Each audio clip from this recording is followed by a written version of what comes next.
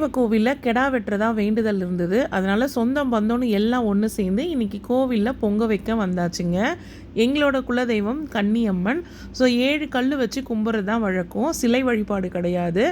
மேற்கூரை எதுவுமே இருக்காது. பூசாரி யாரும் இருக்க மாட்டாங்க. நாங்களே தான் சுவாமிக்கு அபிஷேகம் பண்ணி அலங்காரம் பண்ணியிருக்கோம். கன்னியம்மனுக்கு கதம்பம் பூ ரொம்ப வாசனையான பூன்றதுனால கண்டிப்பாக அன்றைக்கி கதம்பம் பூ வச்சு தான் நாங்கள் சுவாமிக்கு வழிபாடு பண்ணுவோம்.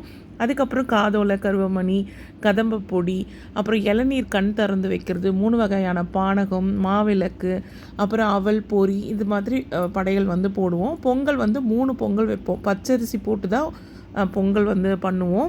அதுக்கு நடுவில் வெல்லம் வைக்கிறது வழக்கம். சக்கரை பொங்கல் செய்கிறதாலும் செய்யலாம்.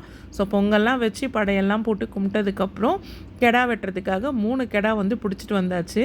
ஸோ மஞ்சள் தண்ணி தெளிக்கிறாங்க. ஆடு உத்தரவு கொடுத்தா தான் கெடா வெட்டணும் அப்படிங்கிறதுக்காக.